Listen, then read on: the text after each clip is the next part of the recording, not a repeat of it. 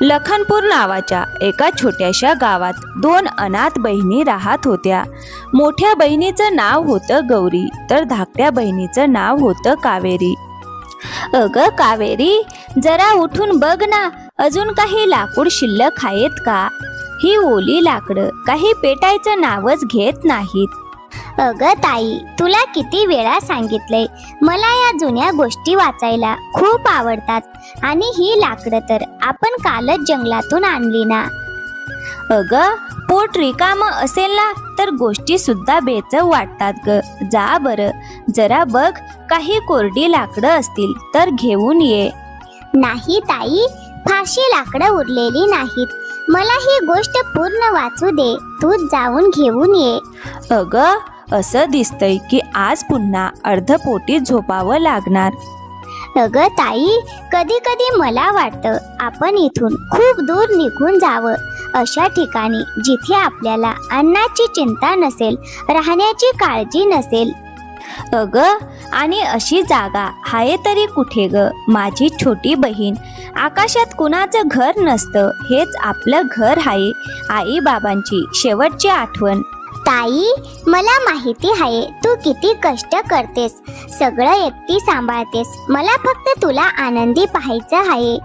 अगं मी आनंदीच आहे ग. तू हसतेस ना तेव्हा मला जगातला सगळ्यात मोठा आनंद मिळतो. अजून थोडे दिवस मेहनत करू, सगळं ठीक होईल. गौरी इतकं बोलत होती तेवढ्यात बाहेरून कोणाचा तरी मोठा आवाज ऐकू आला. यावेळी कोण असावं बरं? दार उघडताच समोर, अगं गौरी बाळा, कशी आहेस आणि कावेरीची तब्येत ठीक आहे ना? काका काकू, तुम्ही एवढ्या सकाळी अचानक, सगळं ठीक आहे ना? अगं बाई, हे घर अजून तसंच जुनं आहे, पण आता हे सगळं सांभाळणार कोण? तू एकटी किती काम करशील? अगं काकू, मी सगळं सांभाळते आणि कावेरी ही मला मदत करते.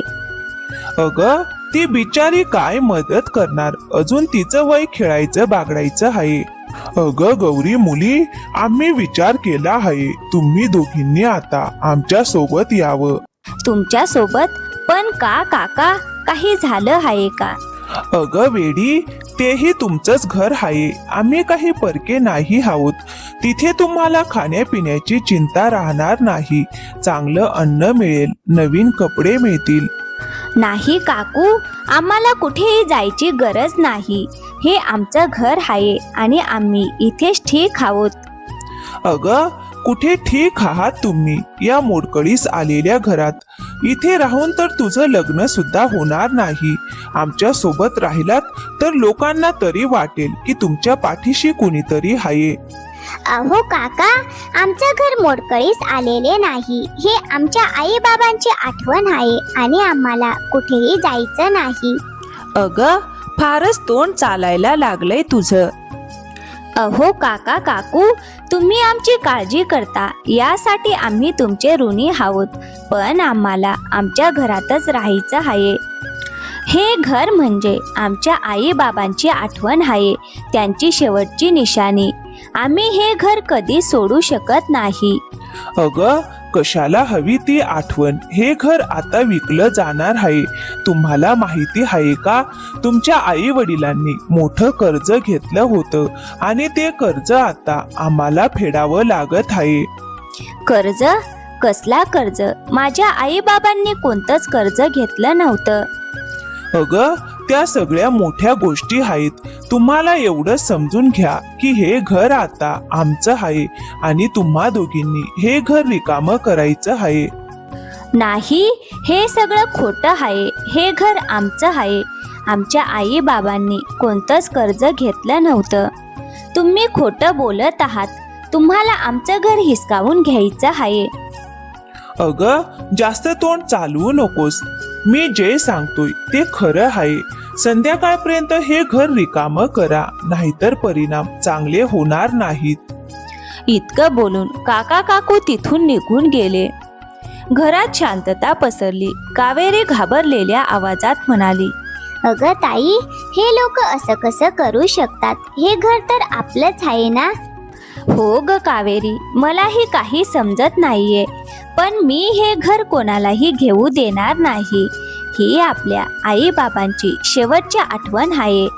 थोड्याच वेळात दोन्ही बहिणी गोपाळ दादांच्या घरी गेल्या. गोपाळ दादा त्यांना पाहून म्हणाले, अगं गौरी कावेरी, या ग, सगळं ठीक आहे ना? हो गोपाळ दादा, आम्हाला सरपंचांना भेटायचं आहे. हो, ते आतच बसले आहेत. पण काय झालं, तुम्ही दोघी एवढ्या घाबरलेला का दिसताय? गोपाळ दादा, आज आमच्या घरी काका आणि काकू आले होते.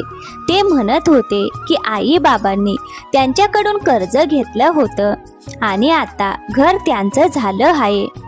त्यांनी आम्हाला घर रिकामं करायला सांगितलं आहे. नाही केलं तर परिणाम वाईट होतील असंही म्हणाले. म्हणून आम्हाला सरपंचाशी बोलायचं आहे.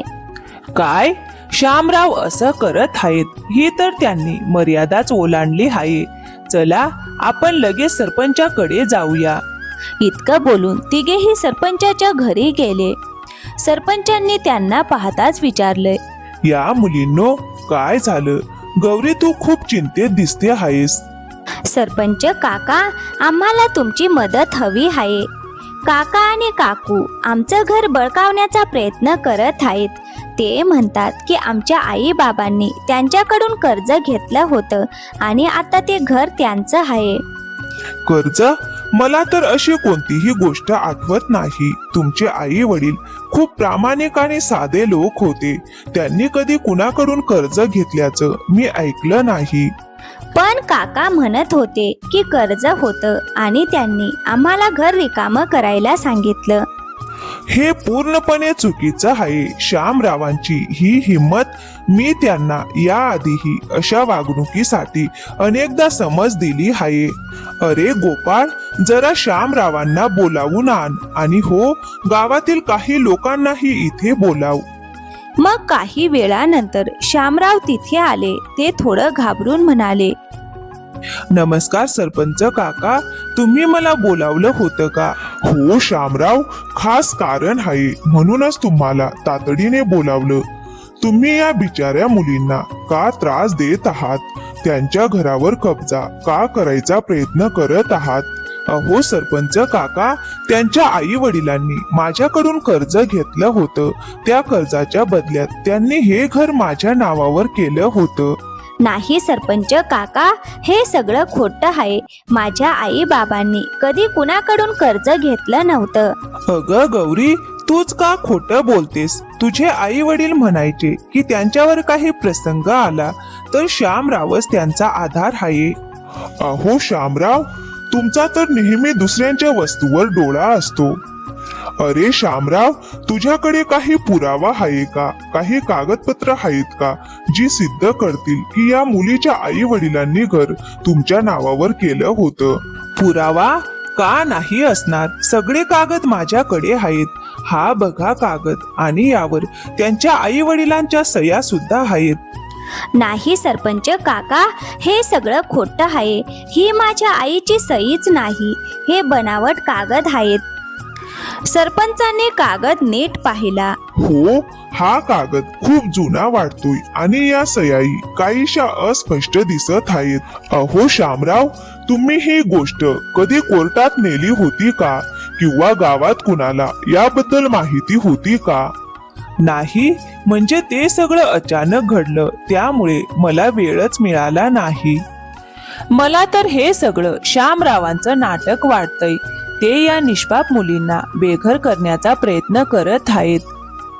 श्यामराव, मी तुम्हाला शेवटचं सांगतोय, जर तुम्ही पुन्हा या मुलींना त्रास दिलात तर मी तुम्हाला गावाबाहेर काढायला भाग पाडेन आणि हे घर या दोघींचंच आहे, कायमचं त्यांचंच राहील. नाही, हा अन्याय आहे सरपंच काका. मी हा अन्याय सहन करणार नाही. अरे, न्याय काय आणि अन्याय काय हे मला चांगलं माहिती आहे. आता तू इथून निघून जा. श्यामराव रागाने तिथून निघून गेले. सरपंच काका, तुमचे खूप खूप आभार. तुम्ही आमची मदत केलीत. हा उपकार आम्ही कधीच विसरणार नाही. अगं मुलींनो, यात आभार मानण्यासारखं काही नाही. हा माझा कर्तव्य होता. तुम्ही दोघी खूप धाडसी आहात. आता निर्धास्तपणे आपल्या घरी राहा. इतकं बोलून दोन्ही बहिणी घरी परत निघाल्या. ताई, अजूनही माझा विश्वास बसत नाही की आपण वाचलो. मला तर वाटलं होतं आपल्याला घर सोडावं लागेल. अगं, मी सांगितलं होतं ना, आपण हार मानायची नाही. आपल्या आईबाबांच्या आशीर्वादामुळे हे घर नेहमी सुरक्षित राहील. हो ताई, आणि सरपंच काकाही किती चांगले आहेत आणि गोपाळ दादाही, त्यांनी नेहमीच आपली मदत केली आहे. हो ग कावेरी, गोपाळ तर लहानपणापासूनच चांगला आहे. त्याने किती वेळा आपल्याला मदत केली आहे. गौरी इतकंच बोलली होती तेवढ्यात घराच्या दारावर टकटक झाली. अगं ताई, यावेळी कोण असू शकतं? पुन्हा काका तर आले नाहीत ना? अगं, तुम्ही दोघी एवढ्या का घाबरलात? मी गोपाळ आहे. अरे गोपाळ दादा, तुम्ही आहात. ही माझी छोटी बहीण उगाचच घाबरत होती. अगं, मी विचार केला तुम्ही दोघींनी सकाळपासून काही खाल्लं नसेल, म्हणून आईला सांगून तुमच्यासाठी जेवण बनवून आणलं. अरे वा, किती छान सुगंध येतोय.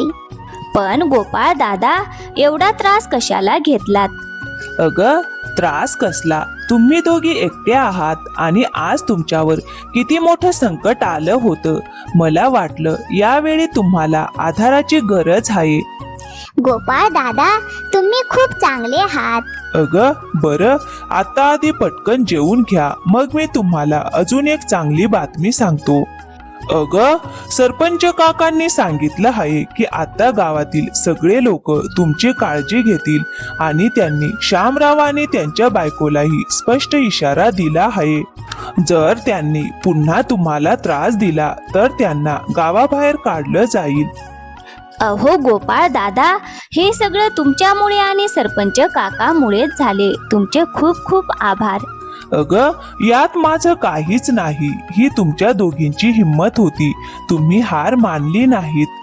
हो ताई, आता आपण आपल्या घरी शांततेत राहू शकतो.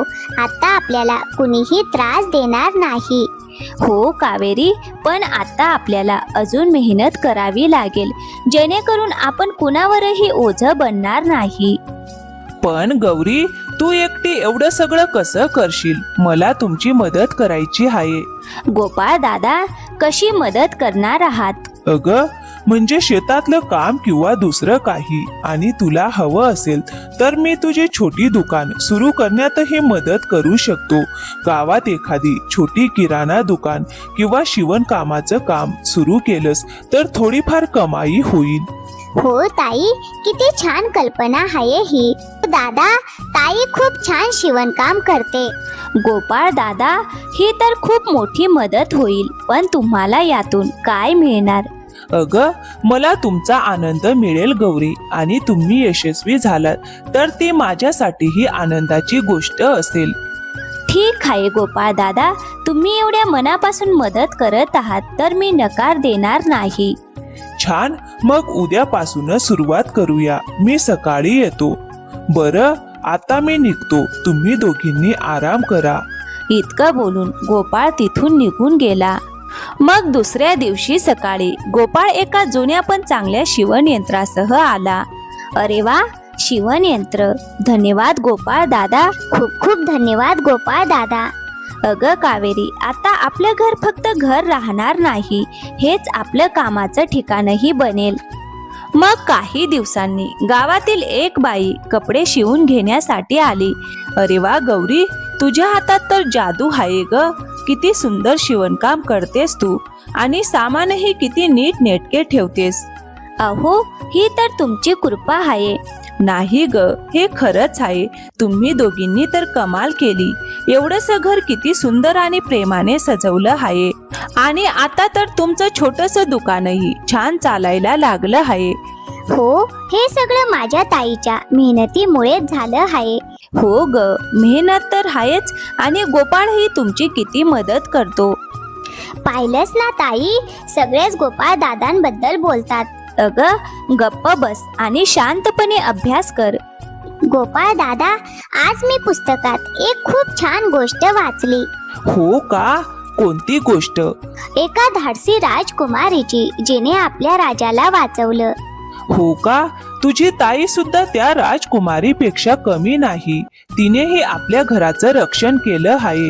हो गोपाळ दादा, तुम्ही आमच्यासाठी खूप काही केलं आहे. तुमचे उपकार आम्ही कसे फेडू हे समजत नाही. अगं गौरी, उपकारांची भाषा करू नकोस. मला तर फक्त तुम्ही दोघी आनंदात दिसलात की समाधान मिळतं. इतक्यात घराबाहेरून कोणाचा तरी आवाज आला. गौरीने दार उघडलं तर समोर शामराव आणि मंगला उभे होते. काय काका काकू, पुन्हा कशासाठी आलात? आमचं घर पुन्हा बळकवायला आला आहात का? नाही ग मुली, आम्ही तुझी माफी मागायला आलो आहोत. आमच्याकडून खूप मोठी चूक झाली. लोभामुळे आम्ही आंधळे झालो होतो. हो गौरी, सरपंचांनी आम्हाला खूप समजावलं. गावकऱ्यांनीही आमच्याशी बोलणं बंद केलं होतं.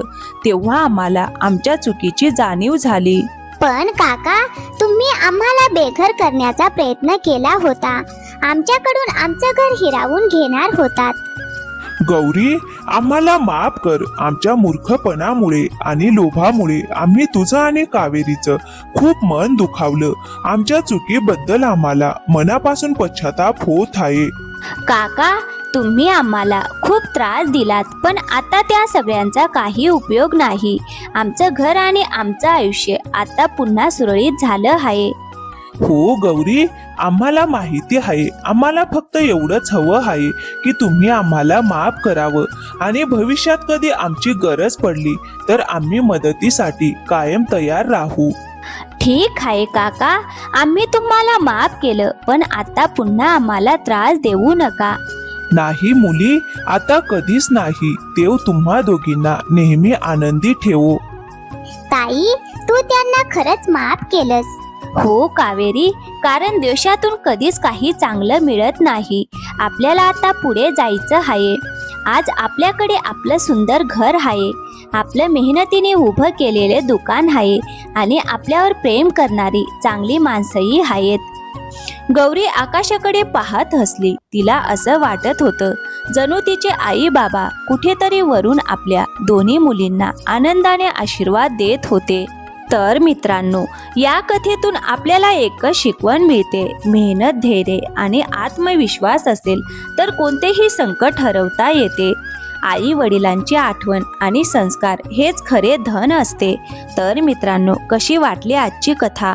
आवडली असेल तर व्हिडिओला एक लाईक करा, शेअर करा आणि हो, चॅनलवर नवीन असाल तर प्लीज चॅनलला सबस्क्राईब करायला विसरू नका. थँक्यू. धन्यवाद मित्रांनो.